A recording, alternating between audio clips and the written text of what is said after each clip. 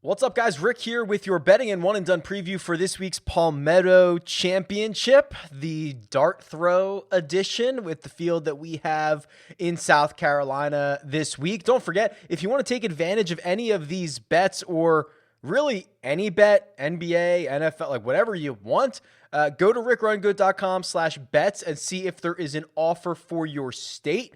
These sportsbooks are giving away a ton of money, a ton of free bets for signups. So if you have not taken advantage of it yet, highly recommend that you do so. And then also, of course, there will be the Wednesday live chat, 3 p.m. Eastern time on the Rick Run Good YouTube channel for all your final questions, concerns, jokes about the field, whatever you want to do. That time is yours, 3 p.m. Eastern on Wednesday. But for now, let's do it. Let's do bets and one and done. This right here is the tournament predictor tool on RickRunGood.com. It is how I simulate the results of the golf tournament 1,000 times. I compare it to the odds, and we see if there's any value. And oh boy, it's a doozy this week, right? I mean, Dustin Johnson wins my simulations 14% of the time. Brooks Koepka wins it 11. Tyrrell Hatton wins it 10. At first glance, I get it. DJ has not played well. In fact, 7 consecutive events, he has not finished inside the top 10. That is his longest streak since the start of 2020, or since the end of 2019, I believe, is when that stretch was into 2020. So he hasn't played particularly well, but what the model loves, and loves it from Koepka and loves it from Hatton as well, is winning upside. Hatton's won 4 times in the last, I think, 3 years on the European Tour. DJ, obviously, a prolific winner, and Brooks Koepka also wins quite a bit, if you have not heard. So the idea that those 3 dominate the vast majority of the win equity out of the model certainly makes sense. If you were looking for my narrative, looking for my thoughts on it, if you just want to enjoy this event, this course at Congaree, which we don't know anything about, but I think it's going to be very beautiful, and I think it's going to look great on television. If you want to enjoy the week, you should probably just bet Brooks, and you should probably just do it at 8.5 to 1. I think that is the most likely one to be live come Sunday afternoon. I think that if you are doing this a bit more seriously, maybe you're keeping track of your bankroll or your outcomes or things like that, you're trying to grow it.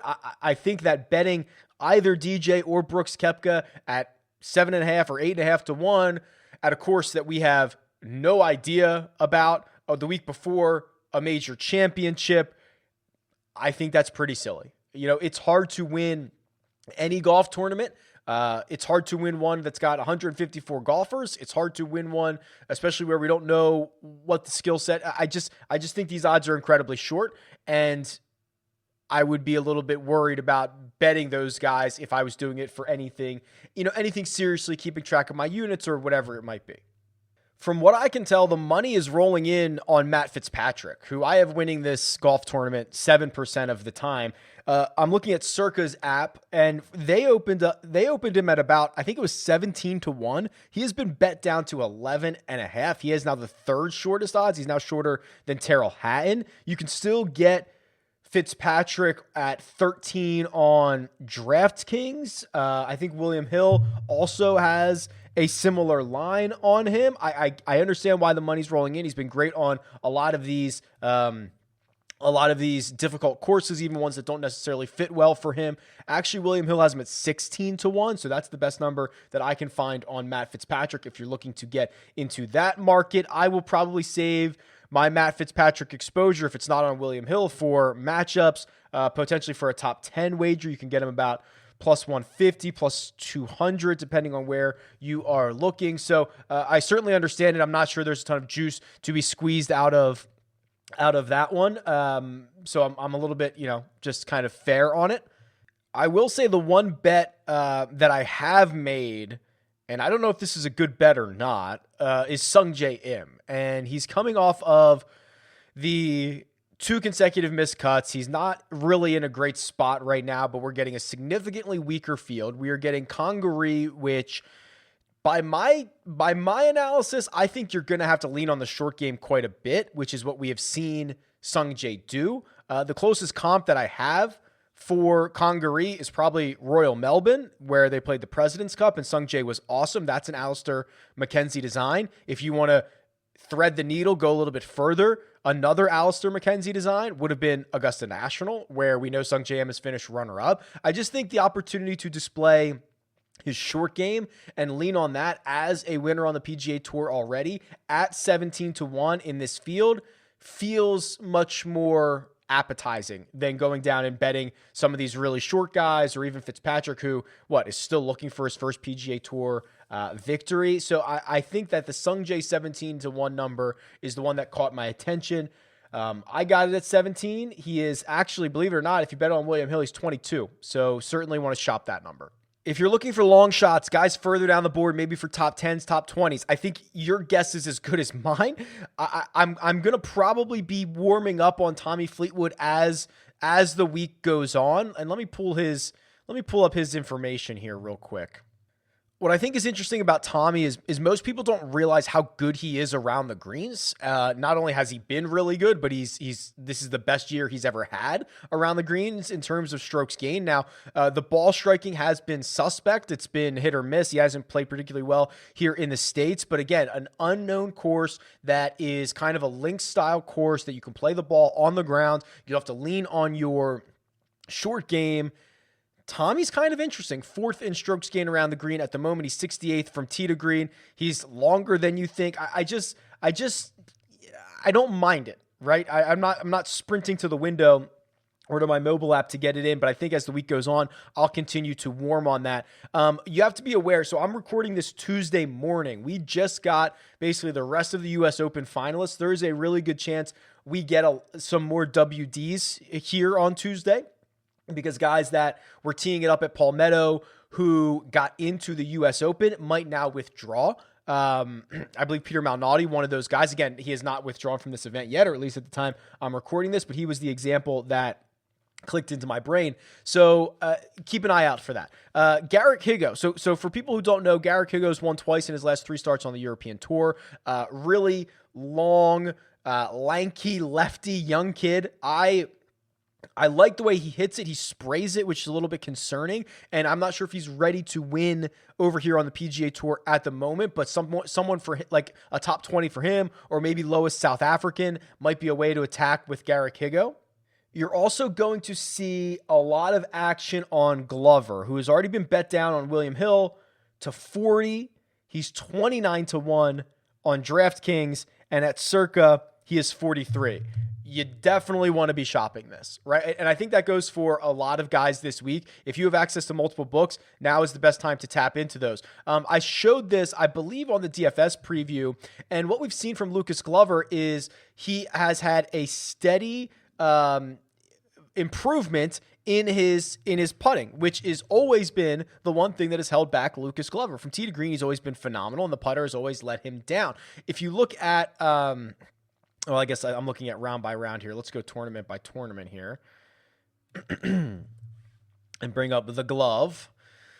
So in his last 8 measured starts, he's gained strokes putting in 6 of them, which if you go back to the 8 previous to that, he lost strokes in every single one. You go back to the 8 previous to that, he lost strokes in like 7 of them. I mean, he's just notoriously a terrible putter. But if he has figured out something recently with the flat stick, it's going to be a good time to cash it in, because he's also on record as having played here. He's probably played at Congaree more than the vast majority of the guys in the field, and maybe more than anybody in this field. So you tap into a little bit of history, you tap into a little bit of good form, maybe the putting starting to come around, and Lucas Glover starts to be a more appealing option. I would certainly not be betting him at 29-1. I would be shopping it and going to betting him at 40 or 43-1, whatever you can get.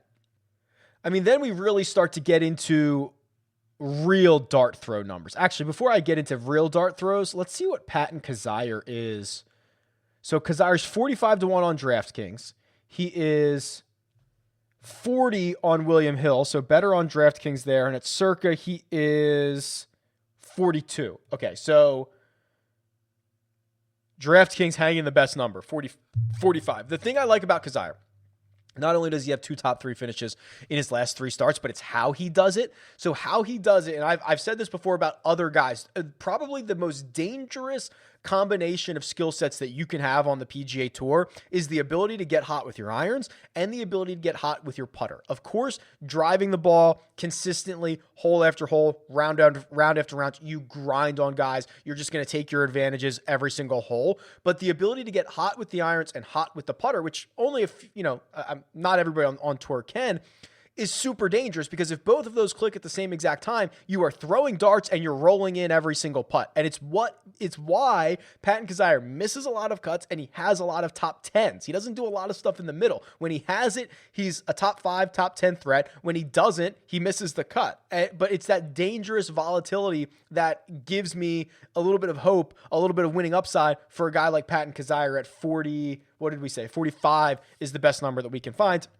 And then after that, we are in serious dart throw territory. I'm a bit partial to the Korn Ferry guys. That includes Seamus Power, Peter Uihlein, and I'm forgetting someone, even like a David Lipsky.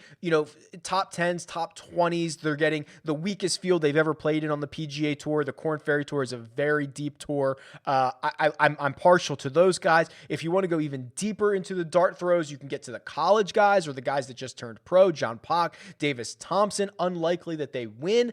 Even more unlikely, or I guess not even more unlikely, but also unlikely that they contend. But can you get a top 20 number on them? Can you get a top 30 number on them? This is ways that I would want to be interested in investing in John Pak, who, we've seen college players come out and be so ready to go, be so good. Now, he's not Colin Morikawa. He's not Victor Hovland, but he won 8 times at Florida State. He was the low am at the 2020 U.S. Open. What's his top 30 number?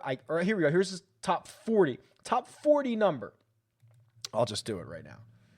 Plus 225 to finish inside the top 40.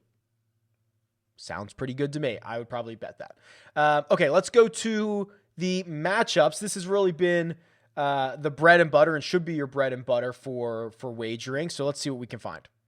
This is the head-to-head matchup tool on RickRunGood.com. It compares 2 golfers over any time period that you want, and it says the likelihood of each one of them winning a 4-round matchup. So as of recording this, DraftKings does not have their head-to-heads out yet, which is rare. They're late. So I'm going to stick with William Hill here. And William Hill, they have them up. They don't have a lot of them. The first one that jumps off the page to me, we got to see the Brooks Koepka versus Dustin Johnson line. I'm doing this since the start of 2021. Both of them have probably been considered a disappointment, but Brooks with the win and Brooks with the couple of, I believe, 2 runner-up finishes, this is insane. I have him winning this 87% of the time. That is not likely, right? There's probably no matchup in which any golfer is going to win 85% of the time, unless it's Brooks Koepka versus me, and he's going to win it a lot more often than that. If we open it up, I think what this does, though, is it really does illustrate the difference between Brooks, who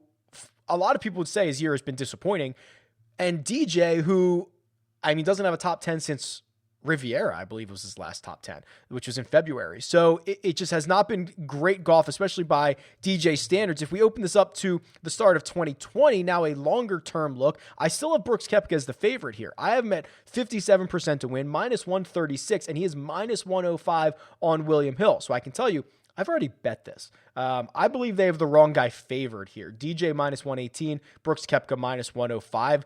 A lot of different ways that you slice this, Brooks comes out to be the better option. So I have taken advantage of that. I haven't smashed it because I'm always a little bit worried about DJ, but it was a bet for me. The other one here I find interesting, Fitzpatrick and Sungjae Im. I imagine this has got to be a Fitzpatrick. Let's see. Yeah, so since the start of 2020, so again, long-term here, I have Fitzpatrick winning this 62% of the time, which should be about minus 166. He's minus 137 to Sungjae's plus 110 at William Hill, so he is a significant favorite, but I actually think it should be bigger than this. And if we go more recent, if we go to 2021, stays the same, minus 177 for Matt Fitzpatrick. If we open it up to the fall just a little bit, can I get like Sungjae's, if you include like Sungjae's Masters runner-up, that kind of, gets it closer to even, but Fitzpatrick's still the favorite here. So it's not always as long as the odds would indicate. Well, minus 137 at William Hill, but I think that Fitzpatrick is a pretty significant favorite, no matter how you slice it in this matchup. Also, this one has me flipped here. Poulter is a huge favorite, minus 150 over Kevin Kisner. I don't particularly love either of these guys, although I've probably been intentionally quiet on Poulter this week because I don't know what to do with him. I like the form coming in. I think he's a streaky golfer. When you can catch him in some of these streaks, I want to be able to do it. I'm worried that the scorecard, 7,655 yards, is too long for him, but I also don't think it's going to play that long. I love his short game at a place that I think is going to require his short game, but I also know that that's the only thing that's his crutch. So it narrows his path. I really have gone back and forth on Poulter this week a lot. I think I've considered a full fade. I've considered betting an outright. I probably wouldn't bet him in. I don't know if I would put him in like a DFS lineup. That might be too risky, but I almost just want to bet him top 5 and forget about it and not have to worry about it. But I don't know. So here's what we're going to do. Poulter versus Kisner. Again, these are two guys that are certainly shorter. At least the style of play is similar. If you go since the start of 2020, Poulter wins this in a big way for me, 66% of the time. So that is more reflective of his line at William Hill, where he's minus 150. And then if we go shorter term, I bet you Poulter's a favorite as well here. Yeah, 77%. I'm just trying to open this up. So it gets a lot closer. If we go back to the start of 2020, Kisner's 41%, but he's still a big dog here. So I don't know if I trust either of these two. Poulter, I guess I would prefer over Kisner. It's a huge number. I don't know if I'll bet Kisner or Poulter matchups this week. That doesn't feel like the best way to be invested, but if you wanted to, I think the Poulter side is the side of this. All right, let's talk one and done. The Run Good one and done, which started again at the beginning of the season in September. So we are just now entering, I believe, segment 4. Yes, this is the first week of segment 4. So segment 3 is done. And I've heard you about John Rahm. I know a lot of you had John Rahm. He got you $0, and I'm sorry, and it stinks, but the rules are very clear about this one. There's really no wiggle room in it. If your golfer starts the second round, and for any reason does not complete the event, you do not get your alternate. And then also you get the amount of money that he earned, in which John Rahm's case was $0. And it stinks. I get it. I was on the right side of it. In some pools, I was on the wrong side of it in others. But there's really no gray area in this one. So unfortunately, if you used John Rahm last week, he got you $0. Castor Joshua still remains in the lead, 13.2 million. Graybo 13, opening up a little bit of a gap to Nash the Flash at 12.2, a little bit of a gap between Chappy Chaps and Jared Hebby, who are at 11.3 and 11.1 million. For this week, I guess the good news is that you probably have a lot of the favorites available to you, right? The field is so weak that you've probably not used guys inside the top 10 of the betting odds. So while on paper you'd be like, oh, this tournament stinks, it's actually pretty good for one and done because you can use anybody and have a legitimate shot. Do you want to use Dustin Johnson or Brooks Koepka? I've considered using Brooks. I think that, we're getting to the point of the season where we've got we have the US Open left. We have a couple of WGCs. We have the Open Championship. Were you planning on using Brooks Koepka anywhere in those places? Like for me, I know I've kind of been saving Bryson for the US Open. I'm not sure I want to do that anymore. Maybe I will use Brooks for the US Open. But if you're good using him now, I think that's fine. I think that Matt Fitzpatrick is going to be incredibly popular. I imagine that if you even getting Alex Noren, he is the seventh shortest odds. He's finished inside the top 25 in I think 4 of his last 5 starts, his best finish at the Memorial was the 13th. It was just last week. I wouldn't mind this either. This is kind of interesting. I think Lucas Glover is going to be popular because of what the what we heard about him in terms of playing here. And if you look at DraftKings on the sports book, he's 29-1. He's got like the 8th or 9th shortest odds in this field. So again, I'm not actually sure how much analysis there is here. Go get one of the top 10 guys in the odds. You probably haven't used him, and you probably are not saving him for anywhere else. If you want to use Brooks, use Brooks. If you want to use Alex Noren, I don't mind it. If you want to use Lucas Glover, seems fine. So right, I actually think there's not a whole lot of analysis. If you ask me what my favorites are, if I was front running, I would probably just use Brooks. If his win equity is 10% or 11% or something like that, I would probably just use Brooks. If I was chasing, I would not use Glover because I imagine he's going to be pretty popular. I would use someone like a Sung J M or an Alex Noren or even a Tommy Fleetwood. If I was really, really desperate and I wanted to catch lightning in a bottle or I wanted to make a big move, Patton Kizzire might be that golfer for me because of his ability to get absolutely scorching. But I would probably caution you from going any further than that. As much as I like the Korn Ferry guys, as much as I like the college guys, I don't know what the real expectations are. And if we are talking one and done, not just talking who's going to outperform their expectation. If we were playing Jock Market, if this was Stock Market DFS, I love all of these guys to outperform their expectations, but this is pure hard cash that you need. And it doesn't really matter what the expectation is. It's just you're going to get the amount of money that they got for the golf tournament. So I wouldn't go probably much further than Kizzire. All right, that'll do it. Betting and one and done preview for this week's Palmetto Championship. It's going to be weird. Embrace it. I think that we don't know the type of skill set that will find success on this course.